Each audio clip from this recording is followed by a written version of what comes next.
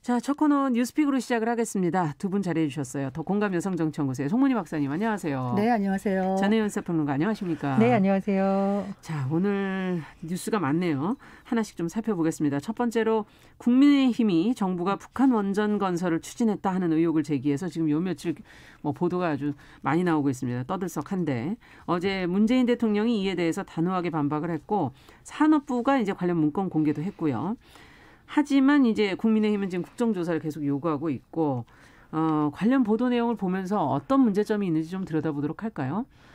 2018년 남북 정상회담이 열렸습니다. 그 이후에 아마 부처 차원에서 여러 가지 문서를 만들기도 하고 정책이 추진된 거는 크게 이견이 없을 것인데요. 네. 최근에 이게 논란이 됐던 것은 2020년 11월쯤 일부 언론에서 남북 정상회담 직후에 산자부가 당시 산자부입니다. 북한에 원전을 건설하는 방안을 추진했다 이렇게 보도를 했었는데 네. 당시 민주당 윤건영 의원이 남북 정상회담 어느 순간에도 원전의 원자가 없었다 이렇게 밝힌 바 있습니다.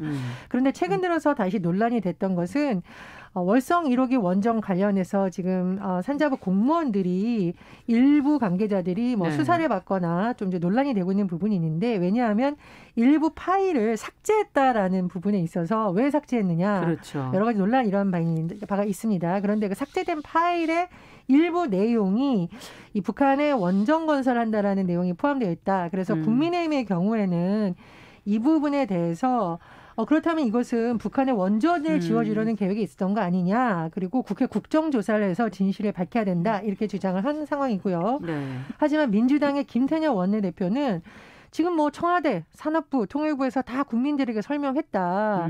선거 다가와서 이러는 거 아니냐라는 또 반론을 제기하고 있는 상황입니다. 네. 일단 부처의 입장을 좀 설명을 드리자면 네. 통일부는 아까 이제 윤건영 의원이 말한 것과 비슷한 입장이었고요. 산자부의 경우에는 논란이 됐던 문건을 다른 컴퓨터에서 발견이 됐다고 하는데 그냥 공개를 한 것은 아니고요. 왜냐하면 이제 수사나 재판이나 이런 데 관련된 정보이기 때문에 내부에 심의위원회가 있다고 합니다. 네. 그래서 공익적 목적이라든가 등등을 따져서 공개를 했는데 문건이 지금 언론된 것을 보면은 6쪽 정도 되고요. 네.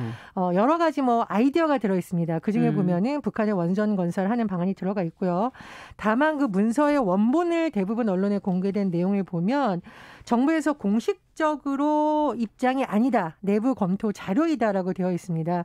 그러나 지금 야당에서는 어쨌든 더 진실을 밝혀야 된다는 입장이고 여당에서는 팩트 규명이 다 됐다. 이렇게 맞불을 놓고 있는 상황인데요. 네. 문재인 대통령이 어제 직접 입장을 밝혔습니다. 문 대통령은 야당의 주장에 대해서 이제 국민의힘의 주장이죠.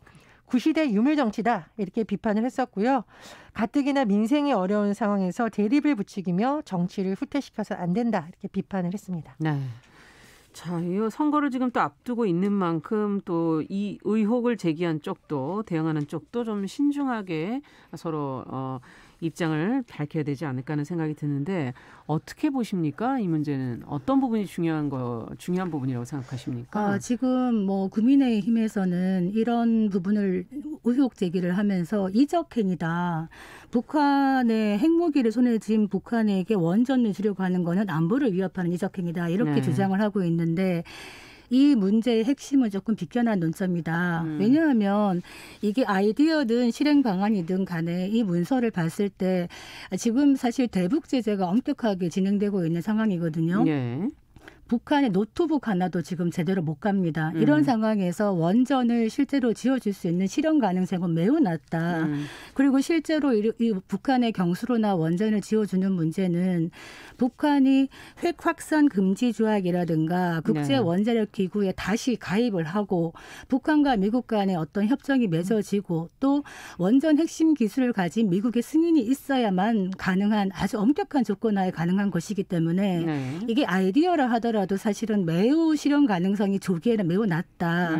그런데 의혹이 되는 거는 그렇다면 이게 단순한 아이디어 차원이라면 왜 한밤중에 공무원들이 들어가서 이 문건을 삭제했을까?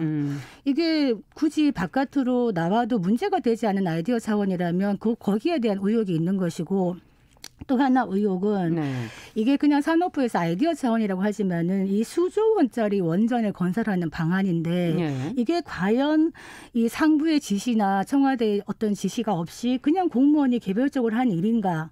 있다에 대한 또 의혹이 있는 겁니다.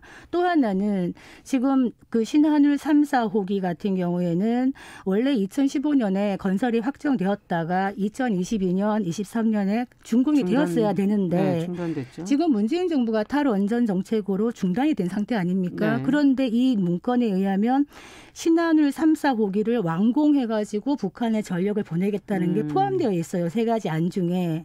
네. 하나는 항정낭도에다가 원전을 짓는 것이고 네. 북한에, 하나는 DMZ에 짓는 것이고 그렇죠. 하나가 이것인데 이거는 문재인 정부의 그 탈원전 정책과 또 엇박자가 아니냐 이런 얘기가 나올 수가 있는 것이죠. 문제는 지금 USB에 대해서 2018년 4월 27일에 그 남북 정상회담 때 문재인 대통령이 넘겨준 USB에 과연 원전에 동그라미 넣었다 이렇게 청와대는 얘기하고 있는데 일단 그거는 시점으로는 맞는 것 같아요. 왜냐하면 그 이후에 이 문건 생성이 5월 중순에 되었다고 하니 그런데 문제는 4월에 남북 정상회담 있고 나서 그 이후에 원전 추진이 지시가 되어서 문건에서 구체화되었지 않느냐라는 의혹이 제기될 수 있다는 거죠. 그래서 이 부분에 대해서는 의혹의 해명이 필요하다. 지금 이 구속된 공무원들이 구속되어서 수사 중이기 때문에 검찰 조사를 지켜봐야 되겠습니다만 이게 제대로 소명이 되지 않는다면은 특검이나 국정조사가 필요할 수도 있겠다. 이런 생각이 듭니다. 네, 어떻게 보십니까? 이제 야당에서 어떤 안에 대해서 의혹을 제기할 수 있는데 제가 조금 아쉬운 건 세 가지입니다. 첫 번째로 이적행위라는 표현을 쓸 정도면 뭔가 확실한 근거, 예를 들면 산자부 통일부다 입장을 발표했잖아요. 모든 언론에 보도됐습니다. 네. 만약에 거짓말이라면 거기에 대한 엄청난 책임을 져야겠죠. 그런데 정치권에서는 이적행위라는 표현까지 쓰면서 문제를 제기하고 책임을 지지 않아요. 이것이 사실이 아닌 경우로 드러났을 경우에. 그래서 야당에서 어떤 정부를 비판하거나 의혹을 제기하려면 지금 상황에서는 조금 더 확실한 뭔가 근거를 갖고 해야지, 그렇지 않고 정황상이 이렇다, 당시의 분위기가 이랬다. 만약에 언론에서 당시의 분위기가 이랬을 것이라고 기사 쓰면 이거는 정말 오보라고 하거든요, 그렇죠. 우리가. 그래서 야당에서 의혹을 제기하거나 국정조사를 요구하려면 조금 더 확실한 근거를 제시하는 것이 맞다. 안 그러면은 선거를 앞두고 색깔론을 한다는 여당의 주장에도 일부분 여론이 실릴 수밖에 없기 때문에 더 신중하게 접근해야 된다라고 보고요. 두 번째로 제가 이제 방송 들어가기 전에 송문희 박사님하고도 얘기를 했었는데 지금 야당의 초선 의원들이 자꾸 본질을 벗어나는 논란을 일으키고 있어요. 조현병이라는 표현을 써서 자꾸 여권을 공격하는 데 있어서 너무 과도한 표현을 쓰고 있는데 재보선을 앞두고 상대방을 비판할 수는 있습니다. 그러나 비전과 정책을 비판해야지 어떤 의혹을 제기하면서 왜 특정 질환이라던가 장애인들을 자꾸 비유하는 문화를 또 꺼내드냐는 거죠. 그래서 이 조현병 환자들의 가족들이 굉장히 반발하고 있고 정치권에서 이런 문제 때문에 인권위의 시정 권고까지도 받았는데 이런 걸 하는 건 본질을 벗어난 자꾸 진짜 구시대 정치다 생각을 하고요. 네. 세 번째로 지금 사실은 2월 국회에서 다뤄야 될 안이 굉장히 많습니다. 그렇죠. 그래서 정말 객관적으로 근거가 있어서 파헤칠 문제는 파헤치되 아닌 부분은 여야 모두 객관적 사실을 가지고 다퉈야 되는 것이고 2월 국회에서는 정말 피눈물을 흘리면서 일부 지역에서는 자영업자들이 영업증을 관청 앞에 가서 불태우고 있다고 합니다. 네. 좋은 행동이 아닙니다. 그러나 오죽하면 이런 현상이 나타날까 그 부분에 대해서도 좀 신경을 많이 썼으면 합니다. 네. 지금 사실 민생이 많이 힘들고 코로나로 국민들이 너무 힘든데 이것이 야당이 정책을 추구한 건 아니니까요. 이런 부분에 대해서는 집권 여당이 사실 무한 책임이 있다. 이 부분 말씀드리는데 이런 상황에서 정부와 야당이 어떤 좀 민생과 비껴난 문제를 정쟁으로 만약에 소모화한다면은 이거는 국민의 질책을 받을 수밖에 없다. 그렇죠. 생각이 드는데요. 네. 지금 산업부가 공개한 문건에 대해서 기본적으로 이 문건이 정부에서는 정부가 지시한 바도 없고 보고받은 바도 없고 통일부하고도 협의한 바가 없다고 하는데 이런 부분에 대해서는 이 문건의 작성 배경이라든가 부처 간의 보고 기록 같은 거는 우리가 찾아봐야 되겠다 이 생각이 들고 이 문제가 애초에 이렇게 시끄러워질 수밖에 없었던 것이 이런 문건에 의하면 북한에 어쨌든 원전을 지어주겠다는 구상이 있었기 때문에 야당 입장에서는 충분히 또 문제 제기를 할 수 있는 부분이다. 이런 부분에 대해서 국민적 공감대나 야당과의 어떤 협의나 이런 것이 없었기 때문에 문제가 있다고 얘기할 수 있는데 여기에 대한 문제 제기에 대해서 청와대가 법적 대응을 하겠다고 강경하게 나오니 또 야당에서는 이거 뭔가 문제가 있어서 그러는 거 아니냐라고 또 대받아치고 강대강으로 가는 것이거든요. 네. 그래서 이 부분에 대해서는 실제로 USB를 열어봐라 이렇게 얘기를 하지만 USB를 공개하기가 쉽지는 않습니다. 현실적으로. 그렇죠. 그렇기 때문에 소모적인 정쟁보다는 정치적으로 먼저 풀어야 되지 않겠나 이 생각이 듭니다. 저 근데 마지막으로 정세균 총리가 싸움을 하더라도 좀 룰을 지키자 이런 표현을 했어요. 그래서 정상 간의 오간 내용을 공개한다라는 것은 이것은 사실 관례적으로 국제사회에서도 인정되지 않는 부분입니다. 네. 다음 대선에서 어느 정당이 집권을 할지는 알 수 없어요. 근데 그 정당이 집권을 해서 뭔가 정상회담을 하는데 야당에서 정상회담 끝나고 나서 어떤 내용을 했는지 샅샅이 공개해라.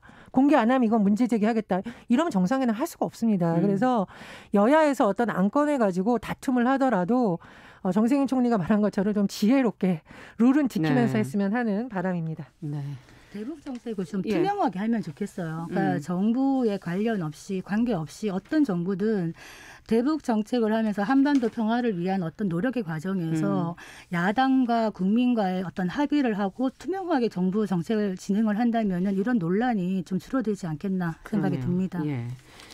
자, 두 번째 뉴스로 좀 가보도록 하겠습니다. 저는 이 뉴스를 보면서 참 여러 가지 고민들이 생기던데요. 그 임신한 간호조무사를 병원이 부당 해고했다는 내용의 지금 국민청원이 올라와서 관심을 모으고 있습니다. 아직도 이런 일이 있나 이런 생각이 좀 들기도 했었는데 어떤 내용인지 이게 실제 사실인지 한번 송 박사님께서 한번 좀 정리를 해주시겠어요? 네, 지금 뭐 이게 아직 이제 어떤 누리꾼들의 이야기이고 국민청원이 올라왔습니다만 사실관계는 또 좀 더 밝혀져야 되겠습니다만 일단 올라온 걸로 말씀을 드리면은 이 남성이 국민청원을 하고 올렸는데요. 결혼 6년 만에 그 난임이었다가 어렵게 임신한 아내가 지금 간호조무사로 일을 하고 있는데 병원인 직장으로부터 부당해고 통보를 받았다는 겁니다.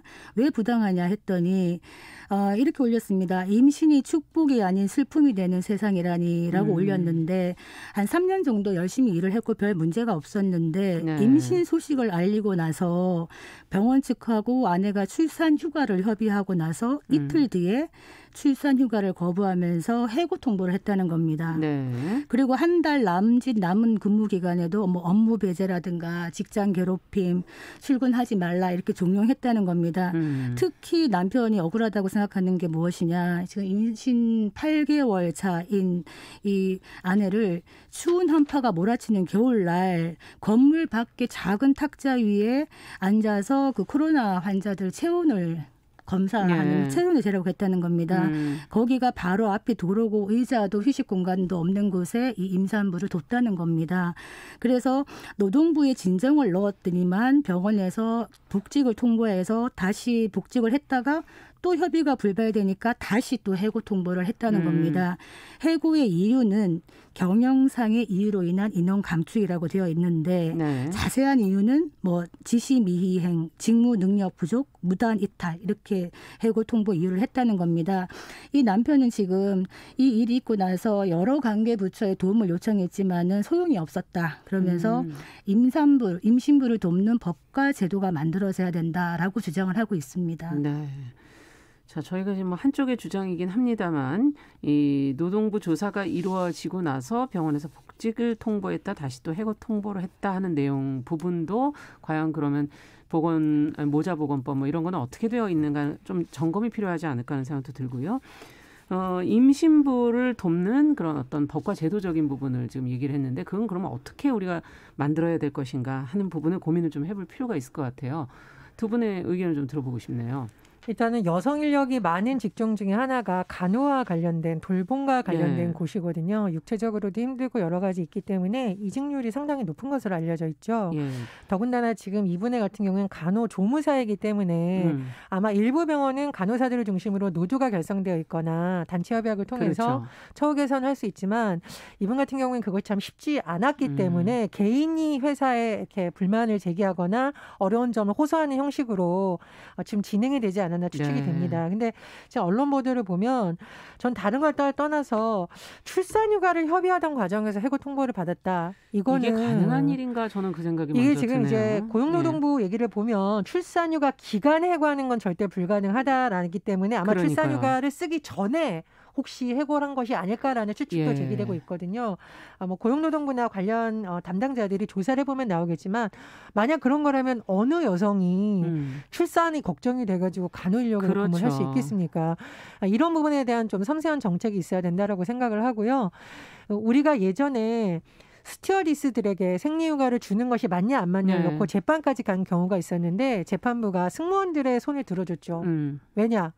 승무원들을 여성으로 뽑는 거는 회사에서 의도한 거 아니냐. 그런데 여성들이 이런 어려움을 겪은 건 다 알았는데 대비책을 마련해 주지도 않고 이런 요소도 거부한 것이 맞느냐라고 꼬집은 바 있습니다. 네. 그래서 이 간호인력 전체의 어떤 복지 문제와 맞물려서 생각을 해봤으면 하고요. 또 하나 이제 간호사들이 겪는 굉장한 고통 중에 하나가 환자로부터의 성희롱도 있고 직장 내에서의 괴롭힘을 많이 호소를 합니다. 그래서 복지부에서 보건의료 인력 실태 조사를 해봤더니 5명 중 1명이 업무 배제, 뭐 업무 몰아주기 이런 게 굉장히 힘들다고 했다고요. 만약에 이분이 원래 업무가 아니었는데 바깥에 책상 놓고 코로나19 관련해서 체온제라고 했다면 이건 업무 직장의 괴롭힘도 있었을 것이다라고 지금. 그렇죠. 그리고 이제 뭐 정상적인 상황이 아니라 사실은 임신인데다가 코로나라는 특수한 상황이 겹쳐 있는 것이기 때문에 어떤 출산휴가를 둘러싼 것의 갈등은 갈등대로 풀더라도 이런 업무 환경에 있는 것은 좀 논란일 수 있습니다. 그래서 고용노동부 차원에서 좀 조사를 해서 시정할 부분은 시정하고요. 개인의 문제가 아니라 보건인력들의 어떤 복지 분야에 대한 논의가 지금 가장 정말 열심히 일을 하고 있는 분들 아니겠습니까? 그렇습니다. 사실은 뭐 저출산 문제라든가 뭐 젊은 뭐 인력의 문제라든가 코로나19 상황에서 보건인력과는 문제가 사실 다 맞물려 있는 거죠. 그런 부분을 좀 같이 봤으면 합니다. 직장 내 괴롭힘 예전에 송 박사님께서 한번 보도 내용을 한번 얘기해 주셨었죠? 제가 직장 내 괴롭힘 얘기하면서 그 병원 어떤 이 보건의료계 쪽에 종사하는 간호사들이나 간호조무사들의 태움이라는 거에 대해서 한번 말씀드린 적이 있어요.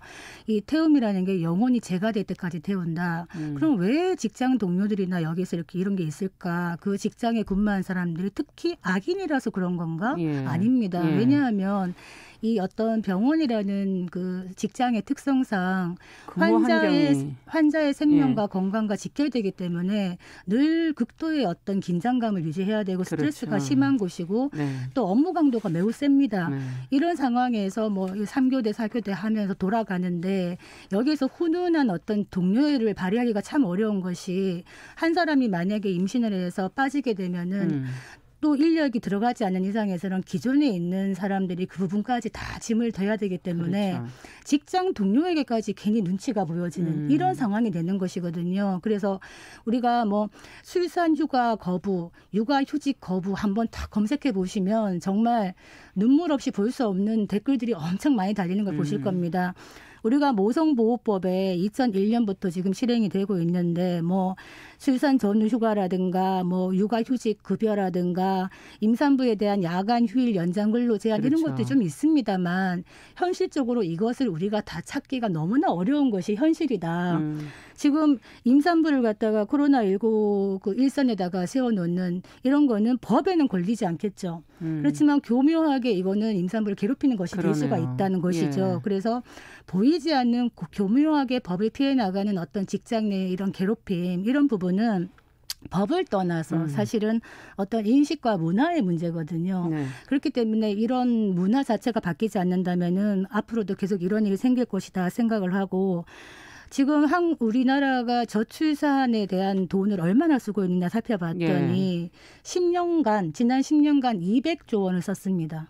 아니, 뭘 어떻게 썼나 궁금할 작년 정도네요. 한 해만도 45조 원을 썼어요. 45조 원을 썼는데 이 돈이 받았나. 다 어디로 갔을까? 여전히 우리는 임신에 대해서 많은 걱정을 할 수밖에 없고 보호받지 못하고 아이를 낳아도 맡길 데가 없고 지금도 인터뷰 취직을 하기 위해서 여성들이 가면 이런 얘기를 한다는 거예요. 아이가 있는 경우에는 아이가 아프면 어떻게 할 거냐라고 묻는답니다. 취업 인터뷰에서. 아이가 아프면 병원을 가야죠. 누가 갑니까? 그러니까 이런 것들, 이런 문화가 바뀌지 않는다면은 저출생 대책에 아무리 많은 돈을 부은들 그냥 사라지는 돈이다. 맞아요. 이런 생각이 듭니다. 자, 저출산과 관련해서도 앞으로 조금 저희가 더 관심을 갖고 이러니까 젊은 세대들의 출산율이 낮아질 수밖에 없는 게 아닌가 하는 현실적인 인식도 하게 되네요. 자, 끝으로 짧게 저희 박병석 국회의장이 내년 대선과 지방선거 동시에 치러야 된다고 말해서 관심을 모으고 있는데 관련 내용 정리해 주시면 한 말씀씩 듣고 마무리하죠. 예, 박병석 의장의 주장을 요약해 보면 내년 6월은 지방선거가 있고요. 보통 우리가 대선은 12월을 생각하는데 내년의 경우에는 3월 9일로 예정되어 있습니다. 왜냐하면 박근혜 전 대통령 탄핵과 관련해서 선거 시기가 그때 바뀌었었죠. 네. 그래서 내년에 그렇게 큰 선거가 있으니까 두 선거를 동시에 하자. 국력 낭비도 줄이고 선거 비용도 1,500억 원 이상을 줄일 수 있다. 이렇게 최근에 주장을 했는데 다만 이렇게 되려면 선거법 개정이 필요합니다. 그래서 박 의장이 정치권이 힘을 모아서 올 상반기 이내에 선거법 개정을 해달라 이렇게 요청하기도 했습니다. 네, 선거 비용이 이렇게 많군요. 1,500억 원. 지금 안 그래도 힘든데. 자, 어떻게 생각하시는지 두 분 말씀 한 말씀씩 들어보죠. 이게 박 의장이 말하는 거는 좀 합리적인 계산에 의한 것이긴 한데요. 이게 실제로 이루어질지는 좀 미지수입니다. 왜냐하면 이게 민감한 부분이기 때문에 여야 간의 정치권에 복잡한 계산이 들어갑니다. 만약에 분리선거를 한다 그랬을 때 대선에서 패배한 정당이 더 유리한지 불리한지 딱 생각을 해보면 대선에서 이긴 정당이 그 기세를 몰아서 지방선거까지 싹 가져갈 수도 있지만 한편에서는 민심이 승리한 정당에 대한 견제 심리도 들어갈 수 있고 또 패배한 정당에 대해서 이렇게 약간 동정심도 있을 수 있기 때문에 민심이 어떻게 움직일지 알 수 없는 거예요. 그리고 또 만약에 동시선거를 만약에 한다 한꺼번에 그럼 어떻게 되겠습니까? 자기가 지지하는 대선 후보가 있는 정당을 지방선거 후보도 추천을 하고 지원을 하고 또 뽑습니다. 그렇게 되면은 싹쓸이 선거가 될 수가 있는 것이거든요. 그렇기 때문에 쉽지는 않을 것이다 이런 생각이 듭니다. 어떻게 보십니까? 이제 선거 비용이 1,500억 원이 더 들 수도 있는 거죠. 그렇죠. 줄어드는 비용만 감안한 건데 다만 일부 국회의원들의 주장에 따르면 선거를 한꺼번에 치러서 들어가는 비용만 생각하는 게 아니라 선거 끝난 후에 보전 비용을 주거든요. 보통 유효 득표수의 15% 정도를 기준으로 합니다. 그래서 그 비용이 더 들어갈 수도 있다. 이런 주장이 나오기 때문에 이게 비용 문제만은 아닌 것 같고요. 근데 박사님께서 말씀해 주셨듯이 이게 지금 정치권이 본인들이 대선에서 유리할까 불리할까에 따라서 아마 계산을 많이 할 거기 때문에 좋은 아이디어이긴 합니다만 올해 안에 선거법을 개정하기는 조금 쉽지는 않을 것이다. 이렇게 전망이 됩니다. 정치적 계산보다 국민을 위해서 무엇이 더 현명한 선택인가를 좀 고민해 줬으면 좋지 않을까 하는 생각이 드네요. 자, 뉴스픽 전혜연 평론가, 더공감 여성정치연구소 송문희 박사 두 분 수고하셨습니다. 감사합니다. 감사합니다. 자, 정용실의 뉴스 브런치 듣고 계신 지금 시각 10시 30분이고요. 라디오 정보센터 뉴스 듣고 오겠습니다.